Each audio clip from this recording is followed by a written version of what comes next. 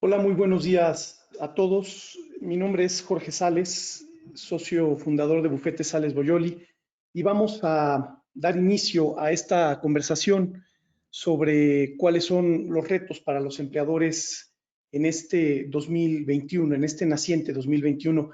Muchas felicidades a todos, que este año que empieza sea un año mejor y un año lleno de retos, como se titula esta sesión. Quisiera darles las gracias por aceptar conectarse a esta sesión en estos tiempos en los que podemos estar ya un poco cansados de tantos webinars y tantos métodos de sesiones y capacitaciones como el que tenemos. Es de apreciarse que ustedes sigan aceptando conectarse con nosotros de vez en vez para platicar de lo que está pasando en México desde el punto de vista laboral. Tenemos este sistema que muchos de ustedes ya conocen. Es un sistema donde pueden en el cajón de preguntas añadir preguntas o en el chat iniciar conversaciones. Quisiera empezar por lo más obvio y que me puedan confirmar que me ven y me escuchan correctamente. Si alguien me lo puede escribir por ahí por el chat. La idea es que esta sesión tenga una duración aproximada de 45 minutos, no más, en respeto al tiempo y al cansancio digital de todos nosotros. Y si ustedes desean, después podremos abrir los micrófonos a preguntas y respuestas, sin perjuicio de que puedan escribir en estas dos modalidades que tenemos sobre el chat y el cajón de preguntas. Entonces, si alguien me puede nada más confirmar, ya, gracias Carlos Alberto García, ya me dice que se ve y se escucha bien. Voy a compartir la pantalla para, sin más preámbulos, iniciar. Les pediría que me confirmen ahora si tienen ustedes acceso a la presentación. Teóricamente debiera estarse viendo ahí, si me lo pueden confirmar. Saludos, saludos a todos. Sí, gracias, muchas gracias. Pues entonces vamos a dar inicio a esta conversación que hemos titulado Fundamentando el futuro.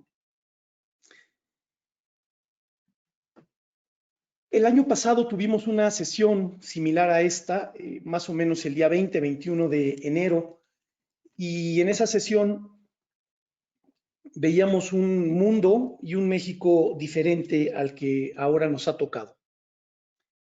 Esta es la presentación, no la presentación en sí, y lo hago a manera de introducción, sino la portada del evento que tuvimos el año pasado. Fue un evento presencial, ahí la primera diferencia.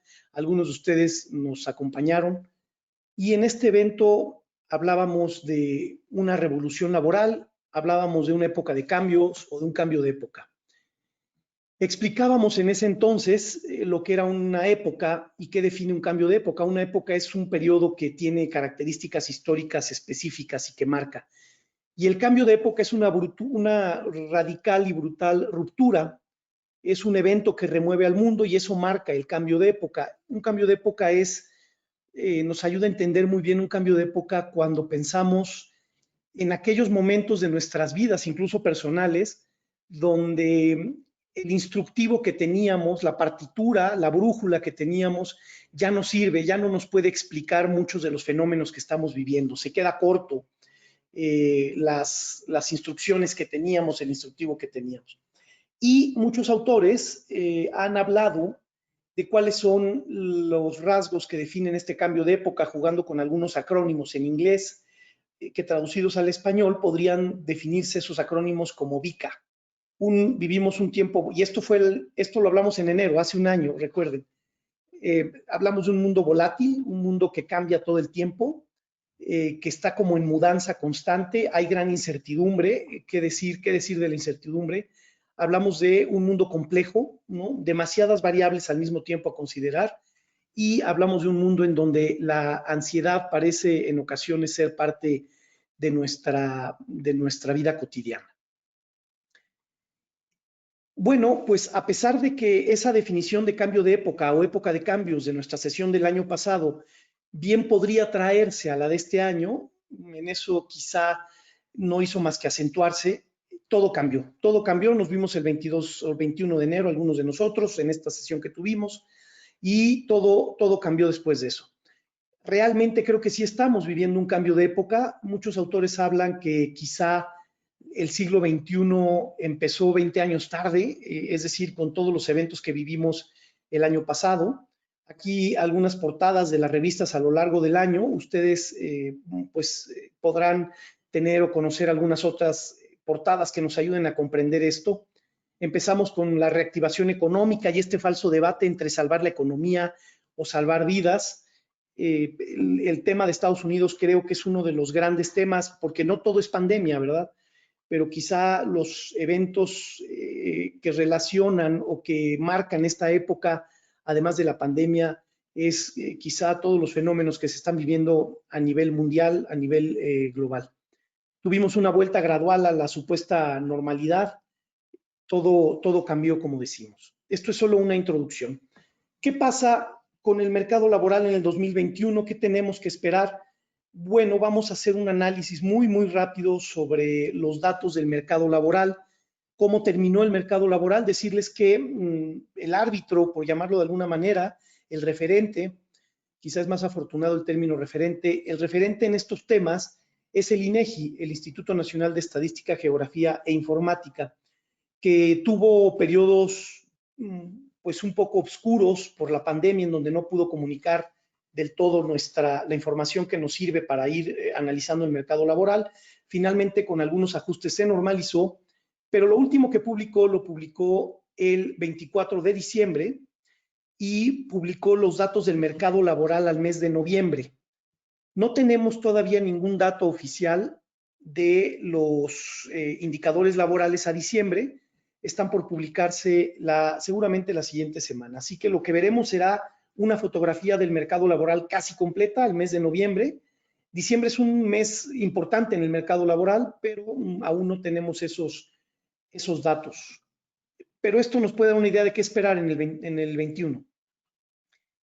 Algo que vale la pena como visualizar primero que nada es cómo se compone el mercado laboral, porque a veces los números, cuando se presentan de forma aislada, solo reflejan como una pieza de este complejo rompecabezas que es el mercado laboral mexicano.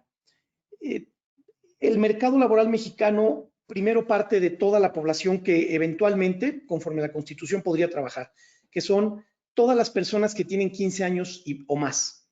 Partiendo de ese gran universo, lo divide, lo secciona en dos partes, la población económicamente activa y la población no económicamente activa. Dicho de una forma muy genérica, los que trabajan y los que no trabajan. Aquí empezamos a entrar a algunos conceptos interesantes, porque la población económicamente activa son todas las personas de 15 años o más que están en condiciones de trabajar. Eso no quiere decir que tengan empleo, porque en México se distingue entre ocupados y desocupados. Y entonces tenemos un primer sector de personas ocupadas. Este sector de personas ocupadas ha ido incrementándose paulatinamente. Conste que esto no quiere decir que sean personas que estén trabajando. Las personas ocupadas son personas que concretamente están buscando empleo, o también son personas que sí tienen empleo. Esas son las personas ocupadas. Los que están ocupados literalmente están trabajando, están teniendo una actividad remunerada, y luego están todas las demás personas que estuvieron la semana anterior a la encuesta que se hizo buscando activamente un trabajo.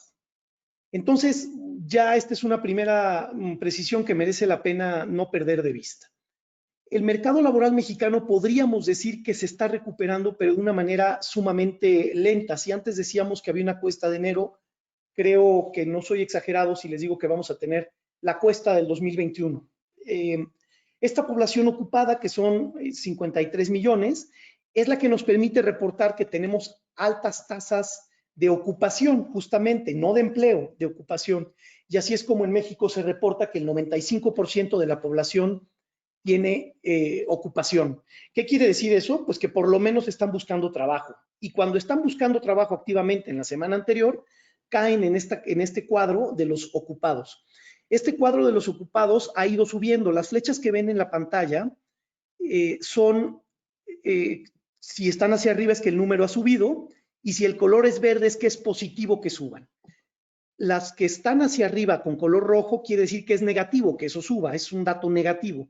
Y si están hacia abajo con color verde, quiere decir que es un dato positivo. Entonces, tenemos que la población, esto son una comparación de noviembre contra octubre, tenemos que la población económicamente activa tristemente bajó, es decir, dejó de haber población que esté lista para trabajar o dispuesta para trabajar, pero se incrementaron los ocupados y descendió también el número de trabajadores desocupados abiertos. Este número de desocupados abiertos son verdaderos desempleados. Aquí hay 2.6 millones de personas sin trabajo. Claro que el dato que reportamos casi siempre, o que reporta el gobierno casi siempre, es este, el de los ocupados, personas que tienen trabajo o que estuvieron activamente buscando trabajo la semana anterior. ¿Quiénes son estos desocupados abiertos? Estos desocupados abiertos son personas que no tienen trabajo y son personas que además ya dejaron de buscar en la semana anterior trabajo. Aquí tenemos 2.4 millones de personas y teníamos 2.6 millones en octubre. Aquí hay una pequeña recuperación de 200,000 personas. Quiere decir que hay 200,000 personas más que están en otro lado y ahí es donde de repente nos llevamos sorpresas. Algunas muy probablemente están aquí en los ocupados porque este número se ha incrementado, pero vamos ahora a revisar un poco el otro lado de la lámina, la población no económicamente activa. ¿Qué pasó con la población no económicamente activa? Creció. Quiere decir que aquí hay personas que ya ni van a buscar trabajo, ni tienen empleo, ni les interesa. Aquí creció en 800,000 personas. Aquí están, por ejemplo, los estudiantes, personas que forman parte de la población no económicamente activa, pero que no están ofreciendo sus servicios laborales, es decir, no están ofertando en el mercado laboral su mano de obra, para decirlo de una manera muy, muy rústica. Estas personas no tienen interés de participar en el mercado laboral. Los estudiantes, las amas de casa, por ejemplo, que no están en condiciones o no tienen interés de prestar su mano de obra en un mercado laboral remunerado, por así decirlo. Esto realmente llama la atención que se incrementaron, acepta muchas lecturas, personas que de ordinario no tienen que trabajar y que a lo mejor ahora tuvieron que volver a trabajar, pudieron dejar de trabajar ya, porque el mercado laboral se va recuperando lentamente. Esto puede ser positivo, puede ser negativo. Pero creo que el otro dato que debemos tomar en consideración es este dato de los disponibles. Estos disponibles son personas que ya se dieron por vencido, que ya se rindieron. Son 9.3 millones de personas que se salieron ya del mercado laboral, que no buscan trabajo activamente, que no tienen trabajo, pero que si alguien les ofreciera un trabajo según las estadísticas y según los criterios estadísticos, lo aceptarían, pero ya no están activamente buscando trabajo. Si a este número de 9.3 millones le sumamos este número de 2.4 millones, quiere decir que tenemos fuera del mercado laboral a 11,5 millones de personas. Este es el dato que también vale la pena tener presente. ¿Qué queremos decir con esto? Que hay una oferta, y esto especialmente para ustedes, muchos de recursos humanos y de capital humano, que hay una oferta de mano de obra brutal. Tan brutal que esto puede significar que el empleo se precarice. Entonces, pues espero que este análisis les vaya dando una visión más completa del mercado laboral que los datos que a veces nos dan. Son datos del INEGI, yo no tengo ni tendré nunca otros datos, ¿no? Son estos los datos que publica el INEGI. Ahora sí nos podemos centrar en una pequeña parte del rompecabezas, que son las personas desocupadas, es decir, las personas que forman parte de la población económicamente activa y que la semana anterior a la encuesta no estaban buscando empleo y no lo tienen. Conforme a eso, pues México tiene tasas bajas desde hace muchos años y el índice a noviembre del 20 ha ido bajando. Como pueden ver, tuvimos el pico más pronunciado en junio, 5.5% de la población económicamente activa estaba sin ocupación, no es lo mismo que sin empleo, y ha ido descendiendo para estar ahora en un 4.4. No estamos en los niveles del año pasado, que estábamos en 3.5, como pueden apreciar ustedes en la gráfica, pero va habiendo un descenso. Insisto, lo que medimos es la desocupación, y al medir la desocupación estamos considerando en ese universo de personas ocupadas también a la informalidad. Ya platicaremos de esto rápidamente en una o dos láminas adelante.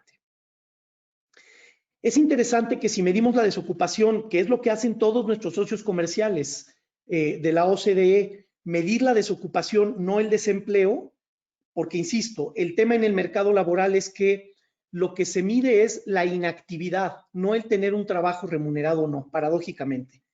Pero si nos comparamos con otros países del mundo, pues resulta que nosotros tenemos más o menos el mismo nivel de desocupación que Alemania. Alemania tiene un 4.5% y nosotros un 4.4%. ¿Qué es lo que ocurre?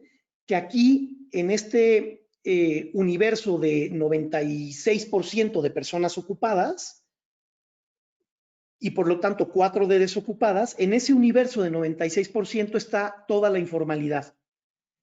Alemania no tiene el mismo nivel de informalidad que tenemos nosotros. Entonces, por eso es que vale la pena ver con cuidado estos datos. Otro dato que empuja mucho el mercado laboral es el seguro del desempleo. En otros países, la existencia de un seguro de desempleo hace también que las tasas de desocupación sean más altas porque hay muchas personas en ese universo con un seguro de desempleo. En México no tenemos propiamente un seguro de desempleo y por lo menos no como está concebido en otros países. Entonces, creo que por eso merece la pena verse un universo más completo de las tasas de desocupación o de desempleo para poder ir teniendo unas conclusiones de dónde estamos.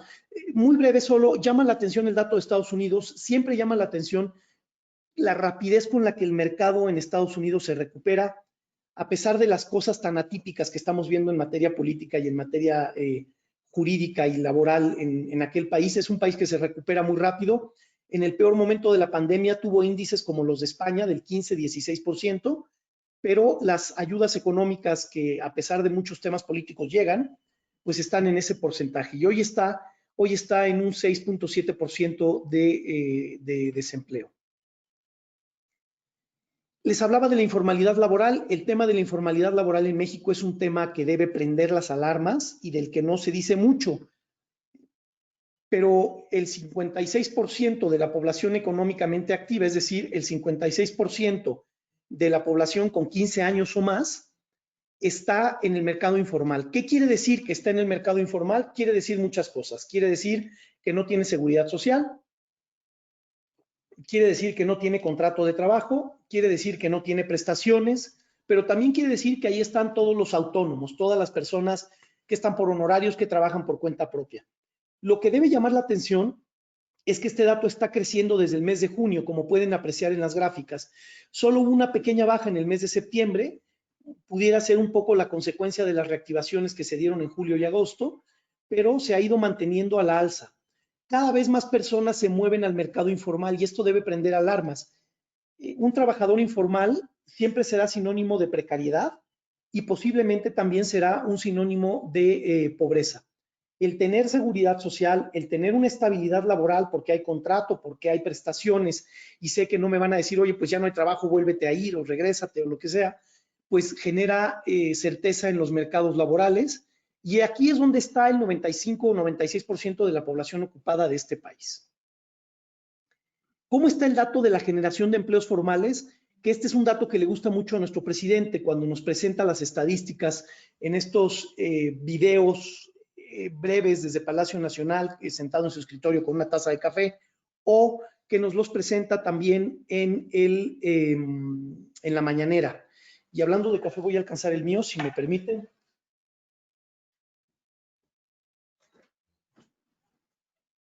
Listo, mil disculpas. Este dato que le gusta mucho al presidente es un dato que vale la pena mirarse con precaución.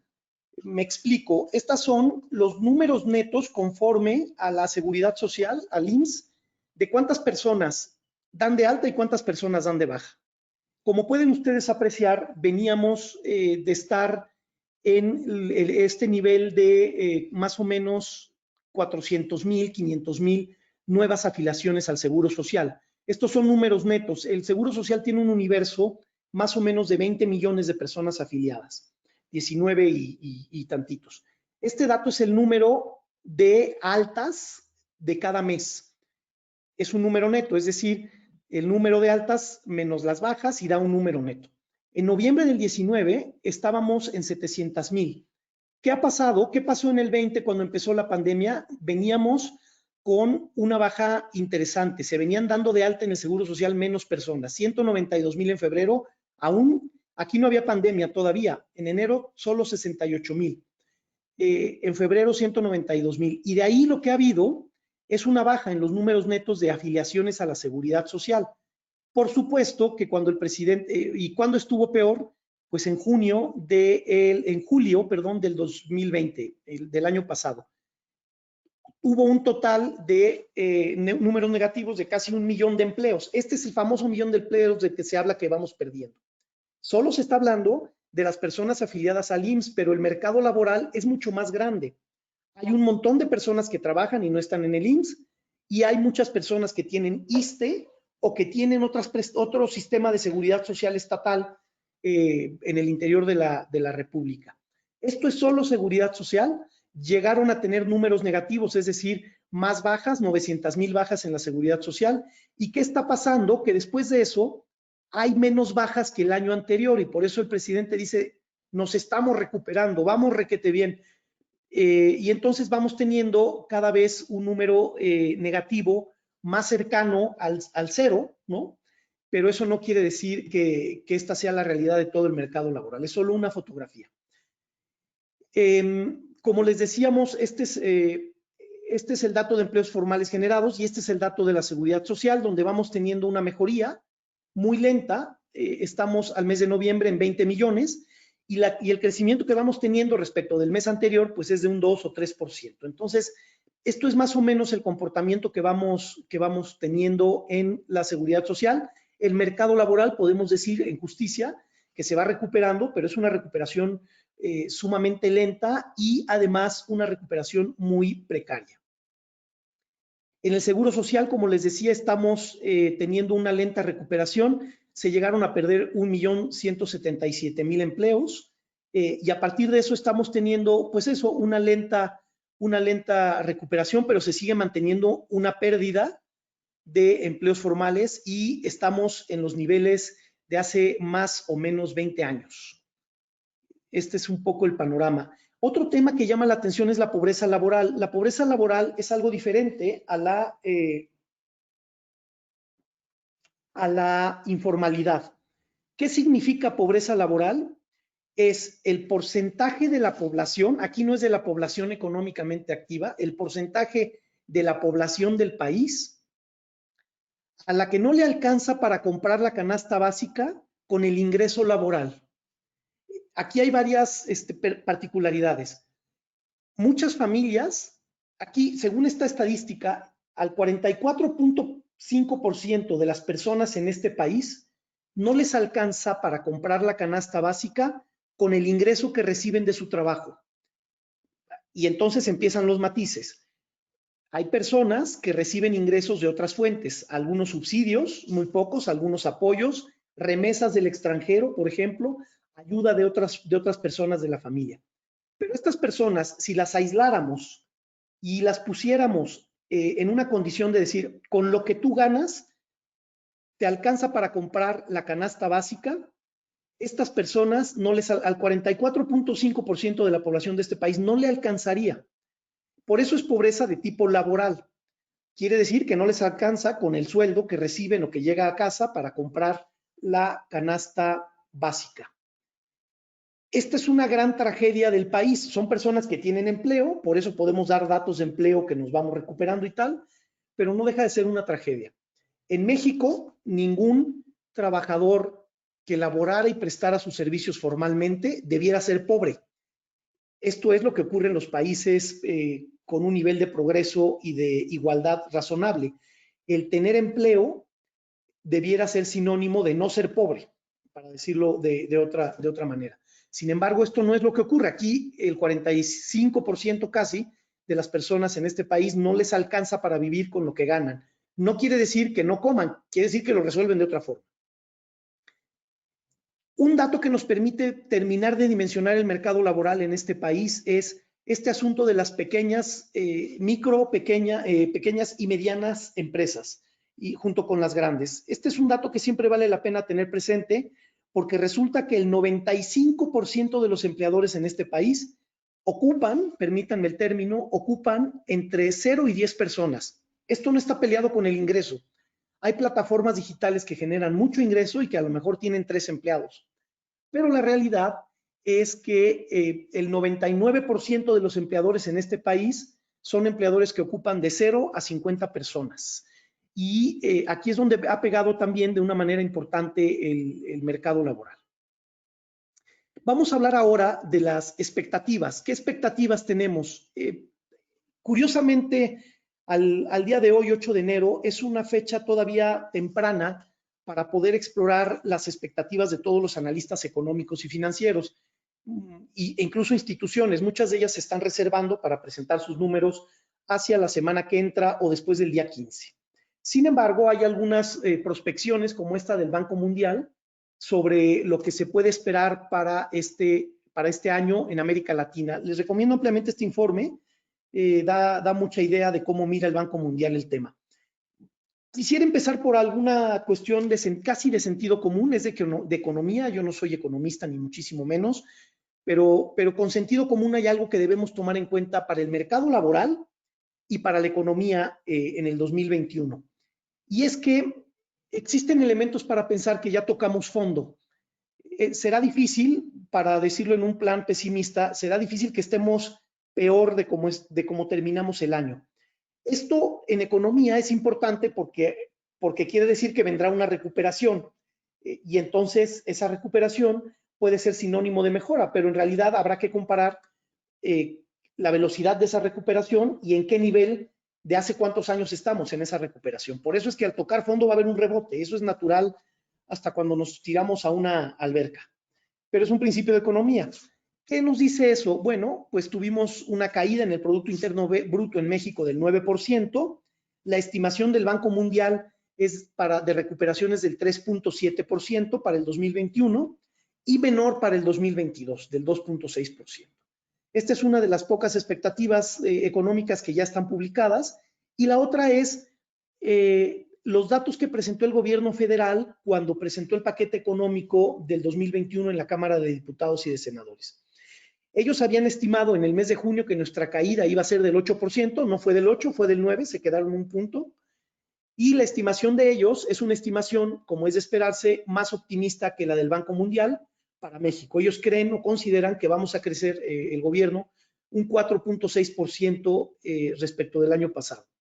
En realidad, las estimaciones del Banco Mundial, que me parece son más acertadas y más cercanas a la realidad, aunque México, a través del Banco de México, no se queda tan lejos, son del 3.7% según el Banco Mundial y según el gobierno federal son del 4.6%. La semana que entra el Banco de México nos dirá por dónde están las estimaciones de la desocupación, perdón, del crecimiento. Bien, pasamos ahora al tema de este seminario, de esta conversación, más que seminario, que son los retos que vemos para el capital humano en el 2021. Ayer que afinaba la presentación, reflexionaba en que sería muy importante decirles a ustedes que ni están todos los que son, ni son todos los que están. Esto es simplemente el fruto de recoger con muchos de ustedes, con nuestros clientes, con nuestros amigos y en el mercado laboral, las inquietudes de por dónde van los retos principales. Simplemente es identificar los más frecuentes, pero insisto, sí hago esta especie de salvedad en decirles que ni son todos los que están, ni están todos los que son. Dicho esto, vamos a platicar un poco de algunos de ellos. ¿Cuáles son los retos? Por un lado, todo el tema de la activación sindical. Tenemos esta gran necesidad de atendiendo a la reforma laboral tan importante del 2019, en donde hay un énfasis grande en la democracia y en la transparencia sindical. Tenemos que activar los contratos colectivos de trabajo, debemos tener una estrategia y la fecha, digamos, fatal, permítanme el término, que se nos viene encima, es el 2023, en donde todos los contratos colectivos de trabajo tendrán que estar ratificados.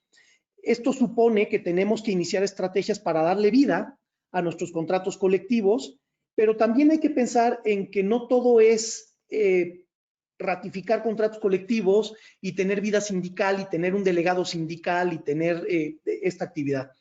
La libertad sindical, que es un poco lo que defiende este proceso de activación sindical, también pasa por el derecho a no tener sindicatos, a tener compañías, para usar un anglicismo, que serían union free.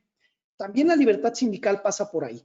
Entonces, ahí hay un reto muy grande para este año. Creo que el año pasado todavía tendríamos el pretexto de que faltaba tiempo, pero creo que en el 2021 sí tendríamos que contar los expertos en capital humano y en relaciones laborales, por lo menos con una estrategia muy bien definida y con un mapa de ruta muy bien definido, si no es que con una estrategia ya implementada en sus primeras etapas. Nosotros confiamos, y creo que esto es una esperanza que compartimos todos, que este es el año del aterrizaje de la pandemia. Lo que quizá nos genere muchas inquietudes es saber si va a ser un aterrizaje forzoso o va a ser un aterrizaje pues más o menos suave, por así decirlo. Entonces, en este periodo de aterrizaje de la pandemia, uno de los retos grandes es que tenemos que implementar las políticas para el regreso seguro a oficinas. No estoy hablando de una implementación de regreso seguro a las oficinas como la que vimos el año pasado, de vuelta a la normalidad y poco a poco, porque el año pasado prácticamente en todo el país lo que se permitió fue activar las funciones esenciales, las actividades esenciales, pero los corporativos no han vuelto al 100% a sus oficinas.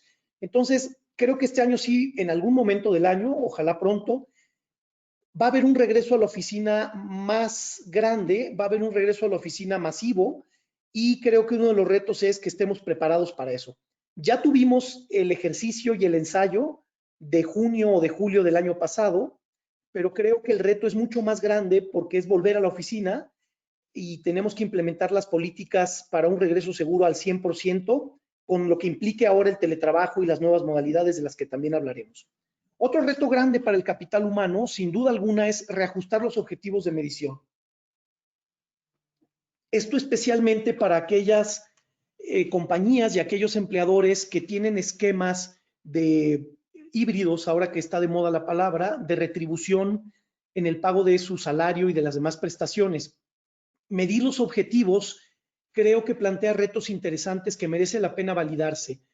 ¿Por qué? Por el trabajo a distancia, por la no presencialidad, porque nos miramos poco, porque la economía hoy también ha cambiado y entonces los criterios para medir la retribución variable o los objetivos para medir el desempeño de las personas tienen que reajustarse. Yo no digo que tengan que cambiar totalmente, pero seguramente tengamos que revisarlos y tengamos que hacer ajustes a los objetivos de medición.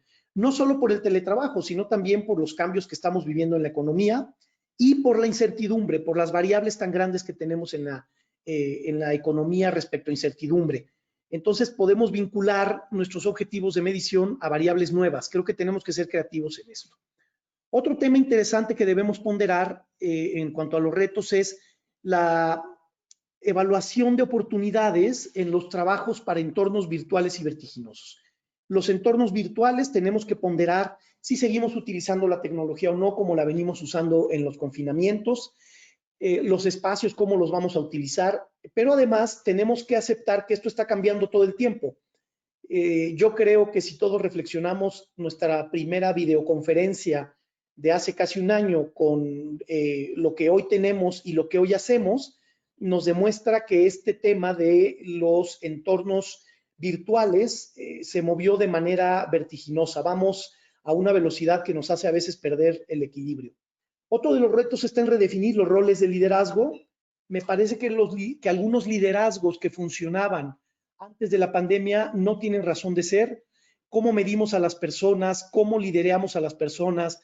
Y pensemos en detalles tan simples como: ¿estás conectado o no estás conectado? ¿Tienes derecho a la desconexión?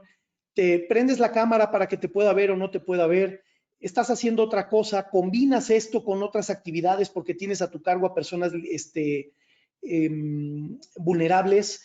En fin, yo he tenido la oportunidad de convivir con muchos líderes este año, virtualmente y un poco de manera presencial cuando se pudo, y creo que hay líderes que están en franca depresión, ¿no? Y están en una crisis porque sus estilos de liderazgo, que funcionaban muy bien teniendo a todo mundo en la oficina en un horario y nadie se va hasta que se va el jefe y cosas de estas, por poner ejemplos, hoy están en crisis esos liderazgos. tenemos que ayudar como capital humano a redefinir los roles de los liderazgos. Ya tendrán que estar mucho más enriquecidos. Otra vez, no creo que todo lo anterior tenga que desaparecer. Tampoco creo en que hoy todo es nuevo, pero pensamos que se tienen que redefinir muchas maneras y complementar y enriquecer. El tema de las revisiones salariales, tanto contractuales y no contractuales, es un reto grande y es un tema que ocupa y preocupa. ¿Cuál es la primera inquietud? Que el incremento del 15% al salario mínimo haya empujado o empuje las revisiones salariales de los contratos colectivos. Afortunadamente eso no está pasando hasta hoy. Hay una gran conciencia y este incremento del salario mínimo no está empujando hasta ahora de manera significativa, sino marginal, las revisiones salariales que están cerrando en los rangos del 5, del 6, del 7%, y no, incluso los más radicales, como por ejemplo las revisiones del contrato colectivo de la Universidad Metropolitana, de la UAM, que fue de las primeras huelgas de este sexenio, que son bastante agresivas. Esas revisiones están en rangos del 8%. Entonces, tal parece que eso no va a ocurrir, pero no podemos garantizar nada. Y luego las revisiones, digamos, no contractuales, que son los incrementos salariales. No se esperan muchos incrementos salariales, se esperan a lo mejor incrementos en la parte variable y tampoco se espera nada espectacular ni nada que suba del 4 o 5%. Aquí la noticia, quizá siendo un poco extremos, es pues que no se destruyan empleos más que tener incrementos de salario. Pero no deja de ser un reto en función de cómo se mueve el mercado laboral. Ayuda mucho que la inflación esté controlada para que entonces a las personas les siga alcanzando con lo que reciben. Para empresas grandes, para compañías maquiladoras, para empresas que tienen intercambios comerciales internacionales, como muchos de los que nos están escuchando y les agradezco que estén aquí, tenemos que trabajar en tener evidencia de cumplimiento del TEMEC. Firmamos un tratado de libre comercio con un contenido laboral que es fundamental. Y vamos a estar bajo la lupa. El año pasado no les dio mucho tiempo de empezar a plantear quejas en los paneles laborales, pero necesitamos tener evidencias que nos permitan demostrar a nuestros socios comerciales que estamos cumpliendo con la democracia sindical, con la transparencia sindical, para que ellos no consideren a su vez que nosotros estamos haciendo una especie de dumping laboral.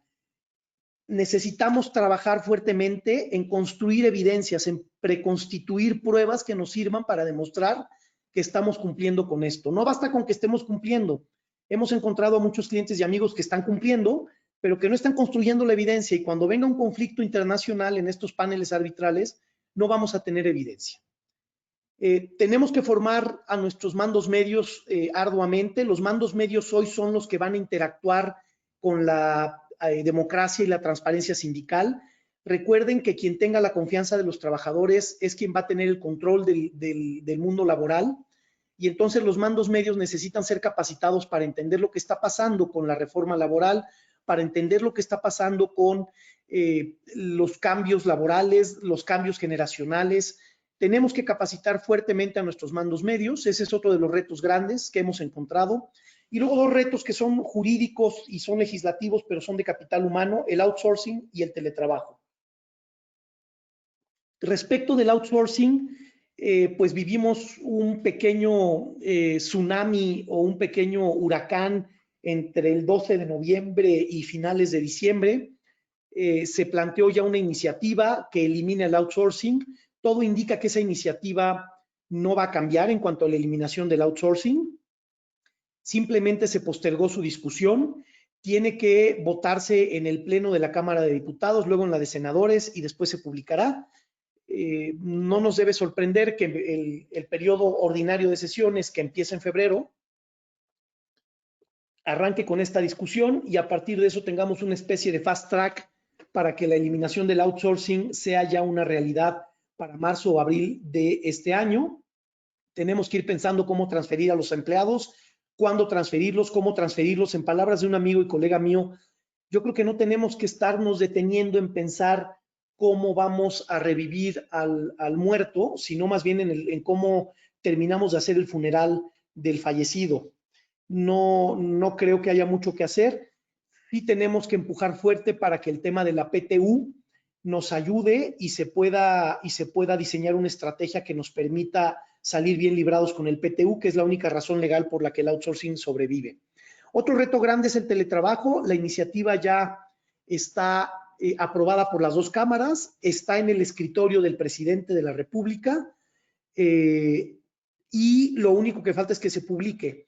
El presidente le gustan mucho los símbolos y los signos y jugar un poco con los tiempos políticos en un año electoral. Así que creemos también que en algún momento de este año, concretamente del primer trimestre, esta iniciativa del teletrabajo se hará ley. ¿Qué está pasando con esta iniciativa? Pues que tenemos muchos clientes que hoy tienen algunas dudas. La regulación del teletrabajo no es la más afortunada, especialmente en la parte de quién corre con los gastos y cómo corre con los gastos. Ahí lo que estamos nosotros sugiriendo es, hay que llegar a acuerdos con los trabajadores y documentarlos, ganarle un poco a la legislación para decir, ya estamos de acuerdo y esta es la ayuda que vamos a dar y así es como lo vamos a operar.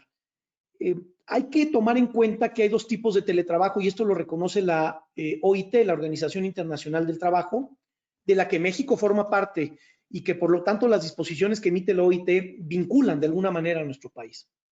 Y tenemos que distinguir el teletrabajo que el trabajo remoto forzado. Seguimos en pandemia jurídicamente hablando, desde que se declaró aquella contingencia sanitaria por causa de fuerza mayor en marzo o abril del año pasado. En esa lógica, las disposiciones de teletrabajo que se van a publicar en la Ley Federal del Trabajo y que serán publicadas en el Diario Oficial previamente, no se refieren a este tipo de teletrabajo. Se refieren a un trabajo que tiene que ser pactado entre las dos partes, que tenga la posibilidad de ser reversible y de ser temporal, que también permita la posibilidad del trabajo presencial. Ese teletrabajo es el de esta reforma. Mientras la pandemia no se declare terminada jurídicamente, creemos que estas disposiciones todavía no serán del todo aplicables. Estaremos aplicando el trabajo remoto por causas de fuerza mayor, por un mandamiento de autoridad. Pero no cabe duda que tenemos que ir ganando tiempo como capital humano, como recursos humanos, como áreas estratégicas, en ir preparando nuestras políticas para el teletrabajo. Estos son los retos que identificamos. Ahora, esos son los qué identificamos. Vamos a platicar en los minutos que nos quedan de cuáles son las opciones, un poco de los cómo, de cómo le entramos a estos retos. Y son solo algunas ideas, no está ninguno de estos temas por mucho agotados. ¿Cuáles son las opciones? Tenemos que trabajar en la formación sindical y laboral. Tenemos que adecuar la operación a la nueva normativa de outsourcing y teletrabajo. Estos podrían bien ser nuestros mapas de ruta para este año en los temas de capital humano. Trabajar en la formación sindical y laboral, adecuar la operación a la nueva normativa de outsourcing y teletrabajo, que aunque no son todavía obligatorias, van a ser obligatorias en algún momento del año y pensamos del primer trimestre. Tenemos que seguir la huella inmobiliaria y de reubicación de las oficinas. Es decir, tenemos que ir pensando qué vamos a hacer con nuestras oficinas y tenemos que ir pensando si nos vamos a reubicar o no, si vamos a desaparecer o no las oficinas, si las vamos a tener de una manera diferente. Ese es otro de los grandes temas que creo tendríamos que revisar. Este punto de aquí, que está escrito en forma coloquial, se lo he robado a un colega de capital humano y amigo. Y en realidad creo que esta imagen tendría que ir al final. Tenemos que levantar el cochinero, permítanme la expresión, que deje todo lo anterior. Es claro que hacer todos estos cambios van a dejar tiradero, como cuando hacemos una fiesta, ¿no? Al terminar la fiesta siempre hay que recoger todo lo que se cayó, todo lo que se quedó, todo lo que dejaron nuestros invitados. Bueno, pues en Capital Humano vamos a tener que hacer un poco eso. Vamos a tener que recoger toda la basura que se quede derivado de toda esta sacudida que vamos a hacer de esta especie de maremoto que vamos a implementar. Tenemos que revisar mucho las estrategias de compensación y niveles de pago este año.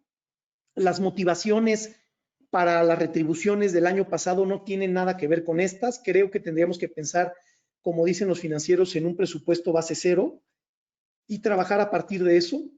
Tenemos que trabajar con los planes de sucesión en los liderazgos, tanto en los sindicales como en los no sindicales.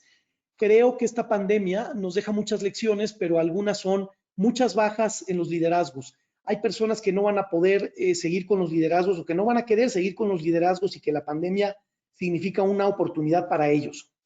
Y a otras a las que se les va a tener que desvincular. Entonces, creo que hay que pensar en los planes de sucesión, tanto de los líderes sindicales como de los no sindicales, porque creo que no todos van a sobrevivir a todos estos cambios. Y como no todos van a poder sobrevivir, tenemos que ayudar a nuestras corporaciones a identificar quiénes pueden suceder a los que no van a sobrevivir. La gestión de capital humano tiene que ser una gestión de capital humano impecable. Si el año pasado ya veíamos que el capital humano y los recursos humanos, o como los queramos llamar, se tenían que volver estratégicos, hoy esa exigencia está en la mesa, pero además se le exige que el trabajo de recursos humanos sea impecable, inmaculado, sin mancha. No podemos fallar. Y unos recursos humanos mucho más estratégicos. Está bien que recursos humanos haga festejos, que se encargue de estrategia soft, pero ya no va a alcanzar con eso, ya no alcanza con organizar los cumpleaños para el capital humano. Tenemos que crear estrategias y áreas muy robustas de relaciones laborales que sean mucho más estratégicas que como vienen siendo al día de hoy. Esta es un poco la fotografía. A manera de cierre, el día de ayer se publicó una editorial muy interesante de un colega y amigo, José Antonio Lozano, anterior rector de la Universidad Panamericana, donde hablaba de cruzar el umbral. Y él decía que que el mundo está cruzando un umbral, está cruzando una frontera que tiene tres características. Una frontera en la que no hay retorno, una frontera que genera gran incertidumbre y que nos lleva a otra realidad. Creo que el capital humano y los retos laborales están cruzando ese umbral, un umbral en el que no hay retorno, de mucha incertidumbre, pero que nos va a llevar a otra realidad y que significa una gran oportunidad. Los americanos tienen una frase que a mí me gusta mucho en los tiempos de crisis y que dice, espera lo mejor. Yo creo que debemos esperar lo mejor para este año. Sin duda será mejor para el capital humano, muy lento, muy ardua la recuperación, pero tenemos que estar preparados para lo peor. ¿Por qué? Porque la recuperación va a ser sumamente lenta y muy ardua y muy compleja. No hay una cuesta de enero, hay una cuesta del 2021, pero es una cuesta y eso anima, porque no vamos ya más abajo. Esta es un poco la visión de la firma, la visión de un servidor. Hay algunos temas que siguen pendientes a nivel macro en el mundo laboral y son estos: la renta básica universal, el seguro de desempleo, pulir el teletrabajo, el trabajo de las plataformas digitales. Este es un refugio para muchas personas que están desempleadas y necesitamos replantear el contrato social entre patrones, trabajadores, sindicatos. Tenemos que replantear el contrato social para que la desigualdad y la pobreza, que son esos dos de los cuatro jinetes del apocalipsis en este país, puedan desaparecer o puedan por lo menos reducirse. Esta es un poco o mucho la visión. Yo quiero darles las gracias a todos ustedes por esta participación en este webinar, que lo hemos querido hacer breve, dinámico, muy concreto. Vamos a compartir la presentación a través de los correos que nos hicieron llegar, si es que para alguno de ustedes es de interés. Y pues no me resta, insisto, más que darles las gracias, y ahora pasaré a revisar el panel de preguntas, si ustedes me lo permiten. Si alguno quisiera hacer la pregunta de viva voz, basta que levanten la mano en el panel que tenemos aquí. Voy a revisar el panel para ver rápidamente las preguntas y agotar alguna duda si es que la hubiera. Efectivamente hay una pregunta de mi querido amigo Enrique Albeláiz, que nos dice que entiende que se han ratificado 600 de los 600,000 contratos colectivos de trabajo. Efectivamente, la estadística es del 1% más o menos de los contratos colectivos ratificados. El retraso es un pequeño misterio, querido Enrique, y acepta distintas lecturas. Una lectura es que, pues, es un deporte nacional en México, seguramente el dejarlo todo al final, ¿no? Y eso influye. También es cierto que no fue un año muy bueno para el proceso de ratificación, y la otra razón es porque son pocas las empresas que se pueden tirar de manera directa a un proceso de legitimación de contratos colectivos, y más bien muchas están trabajando en la estrategia para primero activar la vida sindical y después ir a este proceso. Entonces sí es un número muy bajo, y creo que tendríamos que esperar más movimiento conforme nos acerquemos a la fecha, con los retos y con los riesgos que eso implica, Enrique. Espero haber contestado la pregunta y pues es la única pregunta que hemos recibido, pero les agradezco. En cualquier caso, estaremos abiertos a escuchar preguntas después de concluido esta sesión. Muchas gracias a todos los que se han conectado el día de hoy. Les deseo un feliz viernes, primer viernes de año laboral, por así decirlo, y que ojalá lo disfrutemos y ojalá que esto les haya servido para que cada uno de ustedes construya una ruta crítica sobre los temas con los que hay que trabajar en este 2021, en el que estoy seguro nos estaremos viendo, ojalá no solo de manera virtual, sino cara a cara a lo largo del año. Y muchas gracias. Hasta luego. Feliz día.